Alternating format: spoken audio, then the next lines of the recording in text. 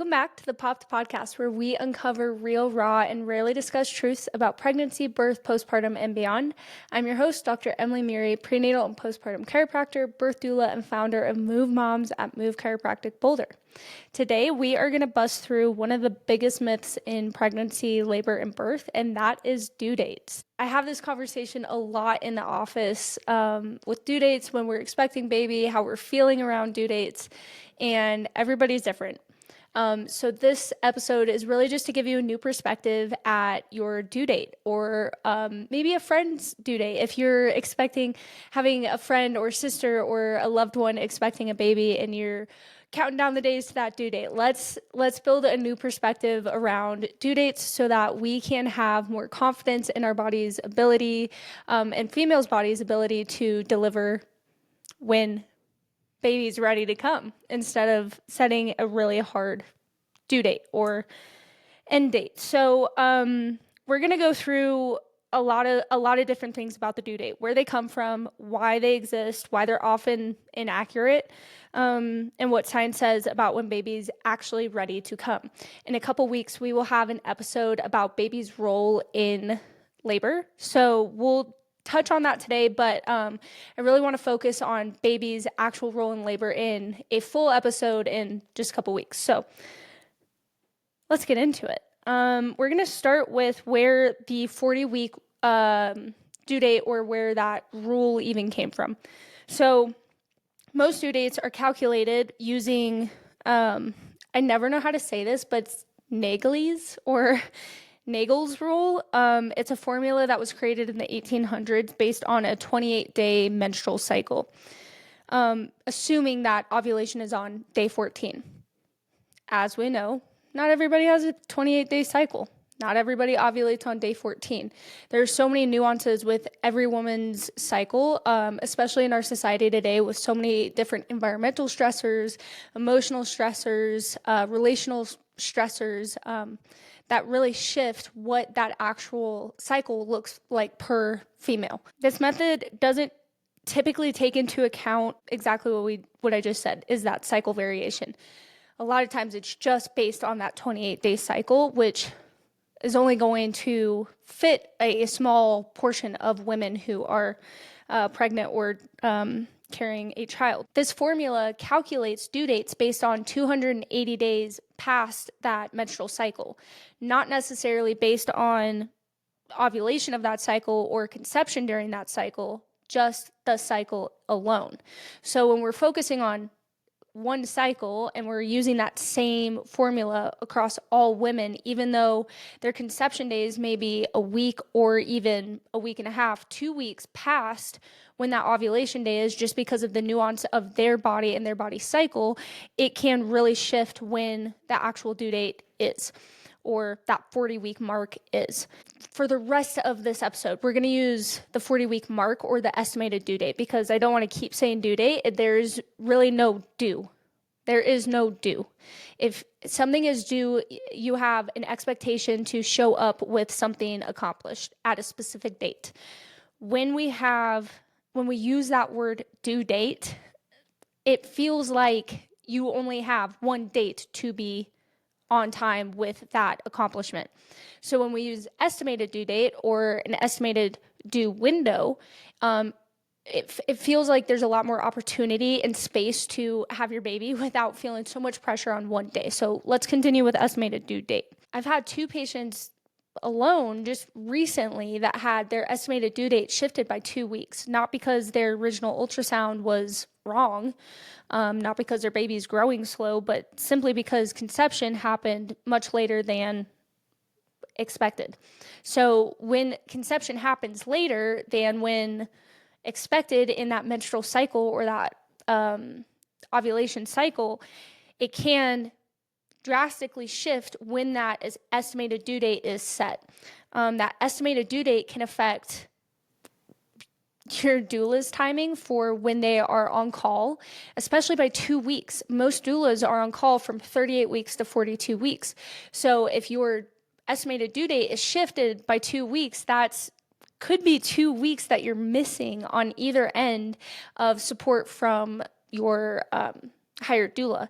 Let's say the birth center requires you to be 37 weeks to deliver, and you're calculating at, or they've calculated you at 35 weeks, but you conceived earlier or later than expected, and then you're not at 37 weeks by the time you go into labor, but actually your body is in 37 weeks. So it would have been fine to be at the birth center, but because the calculated estimated due date was off by 2 weeks, it can shift where you actually can birth. So that's why it's really important to make sure that we're not just measuring from that original cycle, but we keep in mind that conception can happen later than expected in that cycle that we're estimating from, and can actually shift that estimated due date or due window by a significant chunk of time. Not always. So if you go to your 20-week anatomy scan, they're like, baby is not measuring to the size that we're expecting. No reason to get super stressed or worried. There's a huge possibility that your estimated due date was just wrong initially, that the gestation of your baby was always correct. It just started at a different time than originally expected. It's a formula that was created years and years before ultrasounds and ovulation strips were even invented. So using it like it is our number one tool to estimate due dates, it just isn't a proper way. That's why we do have anatomy scans. That's why we do have these different ways to see and track when baby's expected time is. And after all of that, 40 weeks is not always how long a baby needs to stay in the womb. They don't always gestate for that long. Sometimes they gestate for longer. The problem with due dates is only 5% of babies are born on their estimated due date. Most babies are born between 37 and 42 weeks of gestation. 36 weeks is considered full term.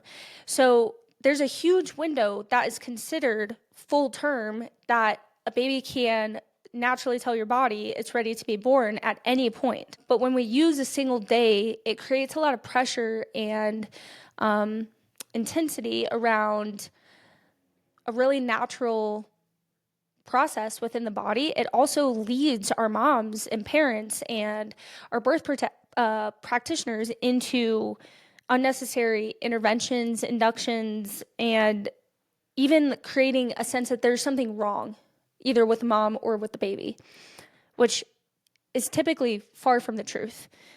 Due dates are great for maternity pictures and booking a good time to get your maternity pictures. If you're like, my estimated due date is April 1st, and that means it'd probably be a good time to get our pictures done a month or two before. Great. Use it for that. They're not great for predicting exactly when the labor is going to begin or end. They're just not. What is normal anyways? First-time moms often carry to 41 weeks in one day. That's average for first-time moms. The 40 weeks is a statistical average across all moms. So that includes second, third, fourth, fifth, many times moms who can have quicker labors and go into labor quicker when their body knows what to do, when baby knows what to do, because siblings ahead of them have written the script inside mom's belly. That's why we often get that 40-week due date. Not super common though for our first-time moms. Well, guess what? Every mom has to be a first-time mom at some point, so a lot of them are going to experience this longer carry. Yes, I've also had, not a lot, but some other first-time moms who have delivered much earlier than 41 weeks. I've had 37 weeks. I've had 38 weeks. We have had a spontaneous 33 weeks, which everybody was safe. Mom was good. Baby was healthy. There are just such big discrepancies and nuances within these times that women are delivering that holding a 40-week singular day per each mom just isn't realistic anymore. Yet we do it for all of our moms. In the last couple weeks, there's a huge, significant increase in lung, brain, in fat development. I talk a lot about this with our moms at the office. We want to make sure that their low back has as much space as possible so that all this nervous system stimulation to grow their major functioning organs in these last couple weeks can really happen. When there's a lack of space, it causes a slower processing from brain to baby, which can slow their progress or their development, which can elongate pregnancy. So when we have really proper full spinal stimulation, brain to baby all the time, it's really not just great for baby for their development, but it also allows their development to happen at a steady pace. But aside of my chiropractic input at this point, these are really the brain, the lungs, and the fat development are really what's going to trigger your body into labor. So what is that triggering? This is the portion that I'm going to give you a little snippet of how baby is in charge of labor and how they're an active participant in helping this labor birth get started. But we will do a much deeper episode into baby's role through all of labor and birth and how they actually assist in coming out. But how do we initiate labor? How does baby start labor? So when your baby's lungs are mature or they're ready, they will release a protein called surfactant protein A. This goes into the amniotic fluid. This protein doesn't just sit there, it actually triggers an inflammatory response. This inflammatory response triggers these other smells. They trigger these other cells to come in. They're called cytokines. They have a longer name, but we're just going to stick with cytokines. Once the cytokines come in, they're going to stimulate the production of prostaglandins. Now, prostaglandins are what actually starts to soften and ripen the cervix. Ripen literally means soften. If you think about a fruit, when it's ripe, it's a little bit softer. These prostaglandins that I'm talking about, though, these are the prostaglandins that would actually be activated if you were to have a membrane sweep. That's the purpose of a membrane sweep, is to activate these prostaglandins, which starts to trigger the softening and ripening of the cervix. So those prostaglandins, once they're triggered, they're going to soften, ripen the cervix. They're going to increase the uterine contractility. Contractility is such a fun word to me. Contractility. And then help prepare the membrane for rupture. So in short, we have surfactant protein A sent out from baby into amniotic fluid. Triggers the inflammatory response. Triggers the cytokines. Cytokines trigger the prostaglandins. The prostaglandins trigger all uterine preparedness for labor, which is softening, ripening, making the uterus available for contractions, and helping the membranes thin for rupture. So your baby's like a little match on a firework. Once baby starts, it's going to take some time.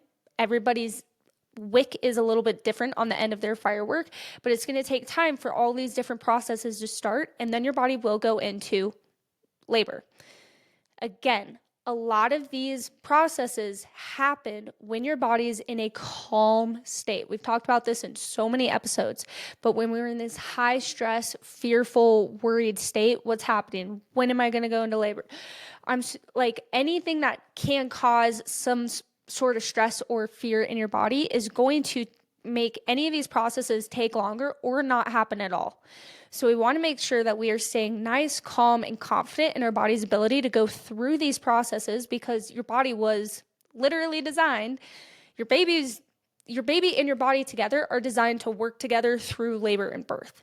There are perfect processes put in place that make sure that that happens together.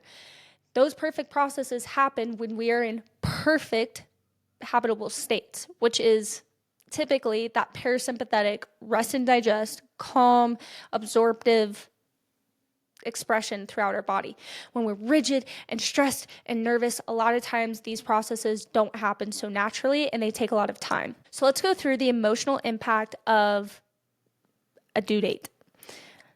Moms are often told that they are late, overdue, failing to progress when they go past 40 weeks. Those words or phrases are extremely damaging to a mom and her body and her baby who's already doing everything that they're supposed to do. It also increases their stress, typically, and fear that their baby's not going to come soon. Stress and fear at the end of pregnancy can make labor, it can elongate when labor is going to start. It can elongate labor itself.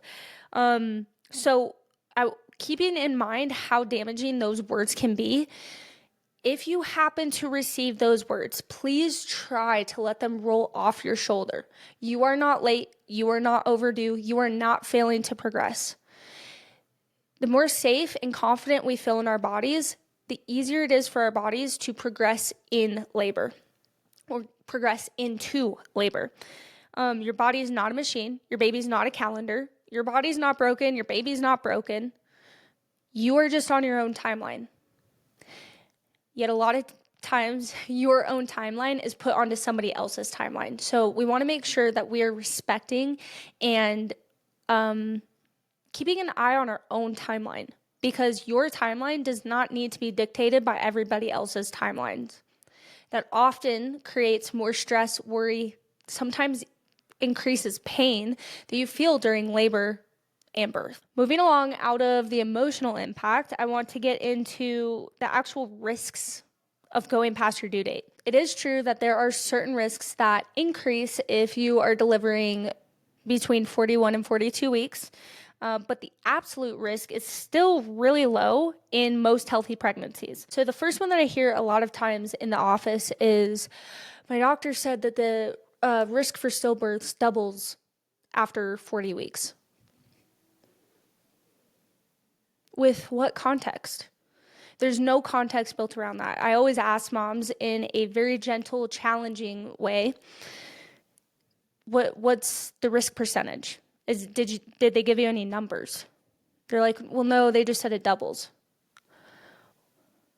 Well, those numbers are really important. They really are we increasing 1 in 4 babies to 2 in 4 babies? Is this a flip of a coin?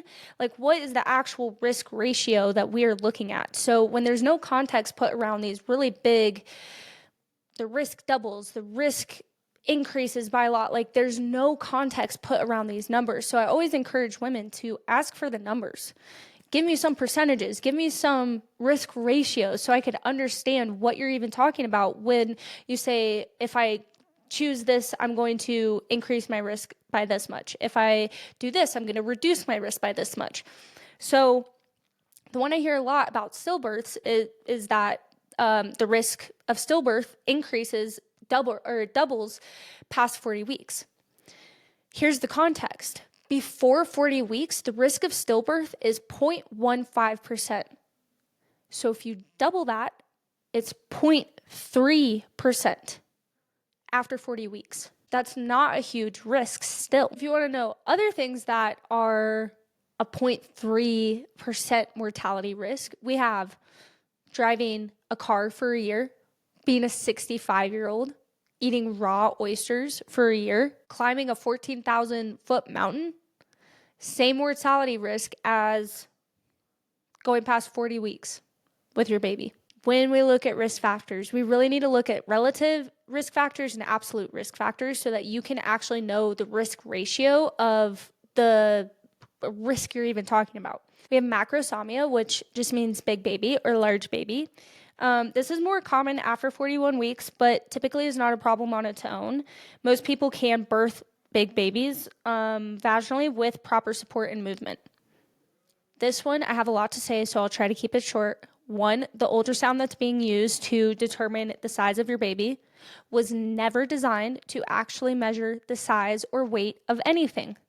Ultrasounds are oven lights. They are not, I will say it again, they are not meant to measure or weigh anything, yet we use it to do such things. So when we get, hey, you're got a baby in the 95th percentile, or your baby's going to be 10 pounds, try to take it with a grain of salt, because more often than not, your baby is not huge. Your baby's not going to be 10 pounds,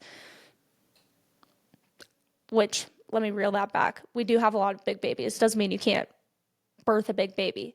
But also, just because it's telling you the ultrasound looks like your baby's huge, your baby's going to weigh 10 pounds, doesn't always mean that that's the truth.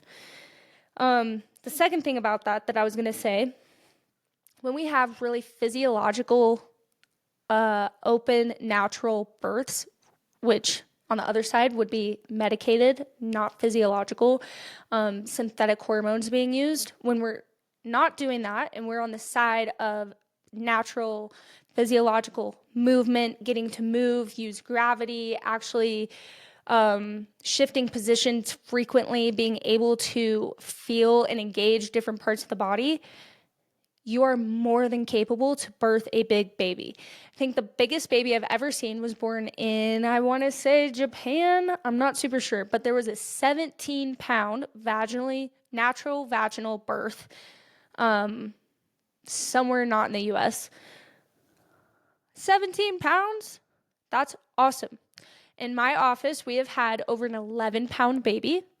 We've also had really tiny babies that were just as healthy. And then we have placental insufficiency. Sometimes the placenta can become less sufficient between 41 and 42 weeks. Sometimes it can be less efficient with our older moms. I'm going to put quotes around that because I don't think there's anything wrong with you being older. But a lot of times you get the label of a geriatric pregnancy, even though you're 36, 37, whatever it is. So sometimes with these longer pregnancies, sometimes with these later in life pregnancies, there can be a lack of sufficient nutrients being sent through the placenta. Doesn't necessarily mean anything's wrong with you or the baby. Sometimes it just means that the placenta isn't functioning at its best. So I'll talk more about placentas in the next episode, when we talk literally about everything to do with placentas. But just for a preview, placentas are a filtering organ. There's kind of like the liver, where you filter good stuff, bad stuff, whatever. However, unlike the liver, where the liver just goes back to its normal state after it's done filtering, the uterus or the placenta, when it filters good and bad, it's also a barrier. So it catches all the good and the bad. So if any toxins, traumas come through, the placenta is going to act like a barrier. It's going to filter the good stuff to baby and hold on to the bad stuff. If you are somebody who is in a high stress environment, or a really unhealthy diet, or drinking lots of sodas, or who knows what else could be, who knows, you know what else you probably shouldn't be putting into your body.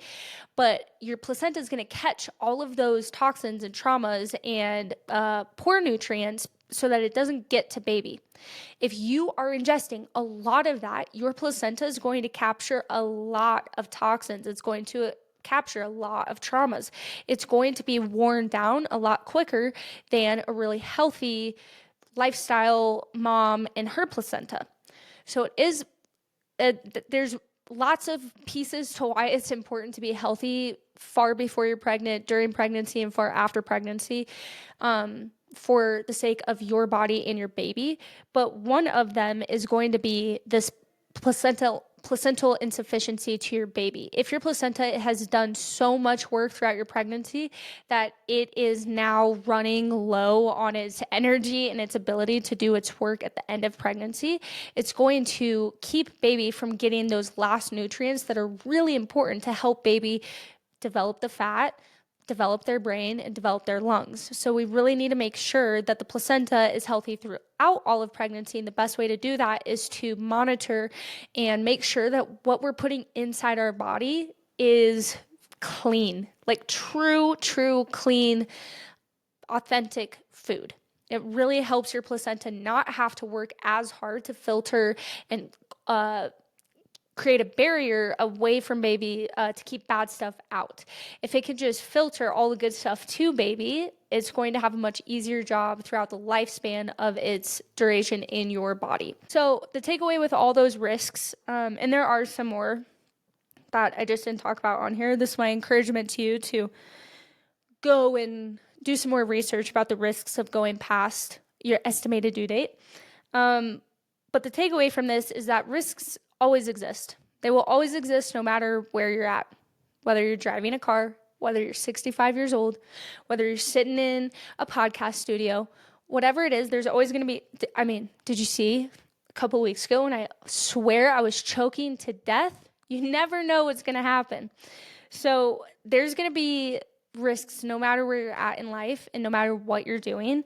But they're not always automatic risks that are going to happen to you. When we put more context around the risks that could occur, we can have a better understanding and awareness of those risks, what they actually mean, and how to create a preventative lifestyle around them. Now that we have made our way through debunking the due date myth, what do we want to focus on instead?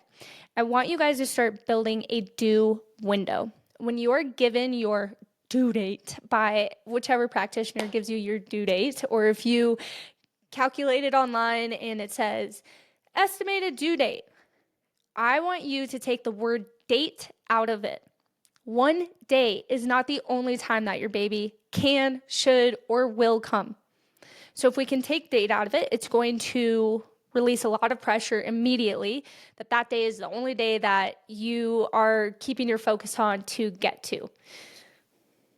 Let's change it to a due window or a due month. So when people ask you, hey, when is your baby due? When are we going to meet the little guy or sweet girl, whatever it is? You can tell them a month. You can be like April, either April or May.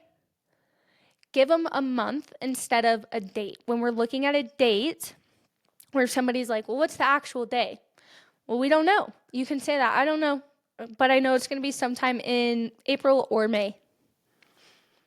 It really releases that expectation from anybody's mind onto you or onto mom that she is going to have a baby on this day. So these are some questions that you can ask to have a better idea of what's going on when induction is suggested. So you can ask, is this based on my health or my baby's health or condition?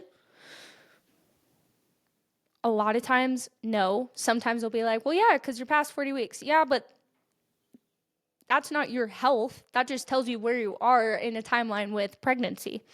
Or if they're like, yeah, baby's starting to get big. Realistically, yeah, you could have a big baby, but we really don't know from that ultrasound. And guess what? Your body can birth a big baby. It's been done before. You can do it. You can also ask, are there safer alternatives? If something doesn't feel safe, but they're telling you it's safe, it doesn't necessarily mean it's going to work for you, because if you don't feel safe, it's probably not going to work. So if you ask, are there safer alternatives that do make you feel safe, or they give you options that do make you feel safe, you can consider those. A membrane sweep, not necessarily considered a safer alternative. However, a lot of people now understanding that they need prostaglandins to actually turn on to start ripening the cervix, a lot of people are more open to a membrane sweep instead of a full induction. I was going to say a full induction ceremony, but that's a lot of times what it feels like when you go get induced at the hospital. It feels like this big orchestra of things just to see if the body's ready to go into labor. But the membrane sweep, like I said at the beginning of the episode, is what, when a membrane sweep comes through, it's going to activate those prostaglandins that typically would have been activated through that inflammatory response when baby's lungs are ready. If your baby's not doing that and we start activating those prostaglandins, your cervix can start to soften and be ready. What if we just wait? A lot of times they will tell you that risks will increase, or this new risk can come up. That's when you start asking about risk ratios and the context around the risks, so that you're understanding the risks that they're going to tell you, because a lot of times that's what they're going to tell you. Well, there's a risk for this if we wait. There's a risk for this. Well, what is that risk? What's the relative risk? What's the absolute risk? What's the risk ratio? Instead of what's the policy, you can always ask, what's the actual risk? What is the actual risk? I don't want to know the policy. I want to know what the actual risk is if we do this, if we wait for this, if we don't induce, whatever it is that you're asking for. I want to finish this episode with my own family story that me and my mom have kind of gone through, just as I learned stuff like this, I always ask my mom questions, her experience with birthing me and my brother, and if she has any connection to this. My mom was pregnant with my brother. Her second pregnancy, she'll tell you she gained twice as much weight with my brother for whatever reason, but towards the end of her pregnancy, at the very end of her pregnancy, she went in for a check. I'm guessing this was 39. I can check with her and see what it is, but it's all the way at the end. It was 38 or 39 weeks. And she goes in and they do an ultrasound and they're like, oh my gosh, your baby is going to be 10 pounds. We need to induce you tomorrow. My mom was like, okay, if you guys say so, sure. And so they induced my mom. The next day, she delivered my little brother, and unfortunately, his lungs were not ready. They weren't ready. He stayed in the NICU for 14 days while his lungs matured and became more ready to survive and help his body function on its own. So if we kind of deduct the misinformation in that story, which also, my brother was 7 pounds. He was not 10 pounds. So if we deduct the information that was given in that story, which I really didn't have to, my mom was like, oh my gosh, if they had not told me that he was going to be 10 pounds, I would have never induced. If they didn't suggest to induce, I would have never induced. And his body would have produced the surfactant protein A when his lungs were ready, and that's when I would have gone into labor. He probably wouldn't have had to stay in the NICU. I was like, yeah, probably. That's what that sounds like to me. So that's just one personal story that's really close to home. My brother is more than healthy now. He is great and awesome. But I hope that story sheds a little light on the lack of size that an ultrasound can provide when we're saying babies are 10 pounds or they're in the 90th percentile. There should be a lot of weight put into those numbers because that machine was never designed to do that process or that function. And then also, he wasn't ready. His lungs were not ready to come out. That's why she hadn't gone into labor. So all of this to say, let's wrap this up. Due dates are not promises. They are not, your baby is not a calendar. There are due months. There are nuances in pregnancy that takes estimated due dates and estimated due times all the way across the board. So it's really important, I think, to keep an open perspective of when you actually could go into labor. Let's shift the conversation. Let's change the perspective of due dates and when you're expected to do windows, and let's take a lot of pressure off of moms to have their babies at certain times. I see a lot of times on TikTok, influencers who are pregnant, people just commenting all the time like, are you having your baby yet? Are you at the hospital yet? Or I'm just counting down the days until you're giving birth. When we as a society put this much weight and stress onto moms' due dates and when they're expected to have their babies, it stresses them out and it only takes them longer to get into labor and through labor. So let's take a step back. Let's realize that babies come on their own time. They are in charge. Stay tuned for that episode in a couple weeks. Babies roll during pregnancy, labor, and birth. And let's keep the conversation going about how open due windows are and how okay it is to deliver at different times. I want you to, the more open you keep these conversations with your family and your friends, the more open you'll be to be talking to your birth providers. Hey, I really don't want to be constricted to this date.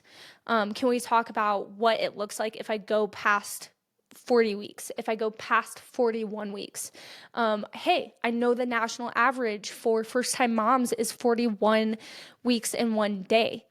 Can we talk about how you as a birth practitioner are going to support that, that open window? That puts your birth practitioners into this state of, wow, I need to support this mom through this different time. maybe not always, but at least poses a challenge or an opportunity to see the nuances of pregnancy rather than try to fit every mom into this perfect window of what we expect for labor and birth. If you are somebody who went past your due date, if you delivered right on your due date, if you delivered way earlier, I want to hear all of the estimated due date stories and maybe your experience with it. So always drop me a DM, leave a comment. Thanks so much for listening. I hope that you enjoyed this episode. Please like, subscribe, share, leave a comment, leave a review, whatever feels good to you. And next week we will talk about the placenta. I'm so excited. I can't wait to see you guys. If somehow next week the placenta episode is not the placenta episode and it's a different episode, don't come for me. The placenta episode will come soon. I hope you guys have a fabulous week. I hope that you can start opening conversations more to your estimated due window. I'm Dr. Emily, and you've been listening to the POP Podcast.